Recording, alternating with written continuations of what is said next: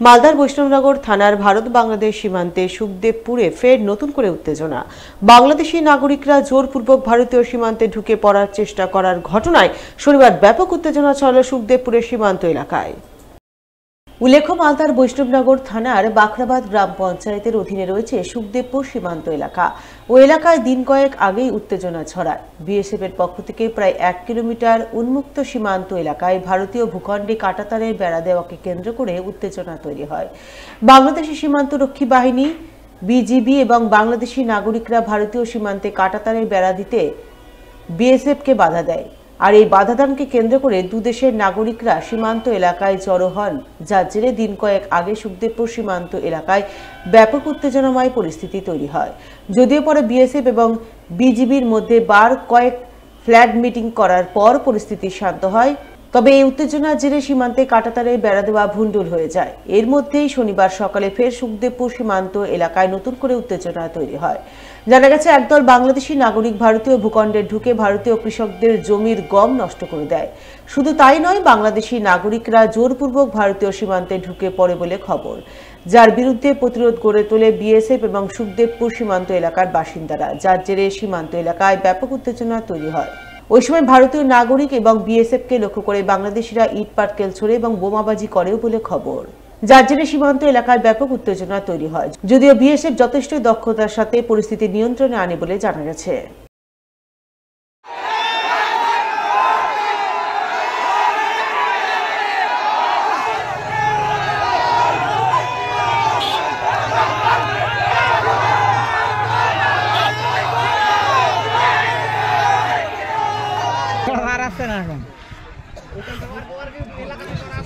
না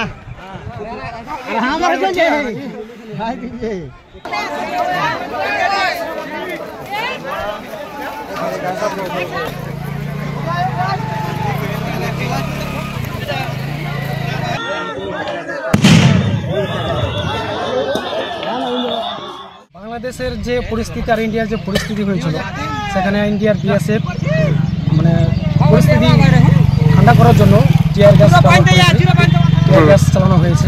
পরিস্থিতি অনেকটাই এখন শান্ত হয়ে আছে।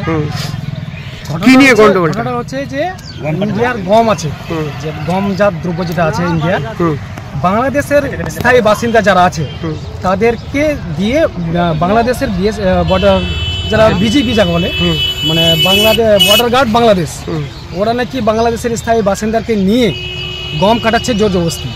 এবার ইন্ডিয়ার যে মানে স্থায়ী বাসিন্দা আছে, পাবলিক আছে, তাদের গম কেটে নিয়ে যাচ্ছে। স্বাভাবিক তো বাধা দিবেই। এবার বাধা দিতে গিয়ে বাস হাতাহাতি হয়েছে। আমাদের বিএসএফ কয়েকটা আঘাত হয়েছে। হ্যাঁ, এই যে গন্ডগোল, ইট পাটকেল ছুড়েছে হয়েছে। এবার উভয় পক্ষতে গন্ডগোল শুরু হয়, তার ফলে টিয়ার গ্যাস ব্যবহার করা হয়েছে। যদি হামলা করে আপনারা জবাব দিবেন? অবশ্যই জবাব দিব। আমরা বিএসএফ এর পাশে আছি। তো ওরা পাবলিককে সাপোর্ট করছে, পাথর মারছে আমাদের বিএসএফ কে আমাদের বিএসএফ কে পাথর লেগে রক্তাক্ত হয়ে গেছে। ওই জন্য আমরা একজন আহত হয়েছে। হ্যাঁ, একবদ্ধ হয়ে ওরা বোম মেরেছে ওরা বোম মেরেছে। এদিকে এই ঘটনার খবর পেয়ে কালিয়াচক 3 নম্বর ব্লকের বিডিও সুকান্ত শিকদার শনিবার বিকালে সুখদেবপুর সীমান্ত এলাকায় যান। তিনি গোটা পরিস্থিতি পরিদর্শন করে বলে খবর। আমি 1:30 নাগাদ আইসি সাহেবের কাছ থেকে একটা খবর পেলাম যে আমাদের এই সবদলপুর যে বর্ডার এরিয়া আছে, এখানে একটা সুখদেবপুর এখানে কিছু লোকজন এসছে, কিছু বাংলাদেশের মানুষজনও এসছে, তাদের সাথে একটা সমস্যা তৈরি হয়েছে। ওইটার পরেই আমি এসছি। এসে যেটুকুনি দেখলাম, যেটুকুনি শুনলাম যে আমাদের ওই কিছু গম কাটাকে কেন্দ্র করে সমস্যা, আমাদের ইন্ডিয়ার মানুষ যারা রয়েছে তারা খুব শান্তিপূর্ণভাবেই মুভ করে গেছে। এবার যেটুকুনি আমি জায়গাটা যাইনি এক্স্যাক্টলি, ওখানে কিছু লোকজন এখনো দাঁড়িয়ে আছে শুনলাম। তো এখন যেহেতু ফেন্সিং এর উপারে আমাদের ল্যান্ড এবং সেখানে লোকেরা চাষবাস করে, সেই ইস্যুগুলো তো এখানে দাঁড়িয়ে মেটানো যাবে না। ওই জন্য আমরা এখানে যে প্রধান, এখানে যে মেম্বার এবং অন্যান্য যে বাজার সমিতি মেম্বার আছে তাদের সাথে কথা বলে নিয়েছি। ঘটনাটা তাদের কাছ থেকে পুরোপুরি শুনি, তাদের কোনো দাবি দাবা বা তাদের যদি কোনো বক্তব্য থাকে, কালকে অফিসে ডেকেছি, সেটা যদি আমি শুনি, আমি তাদের কাছ থেকে শুনে তারপরে যেটা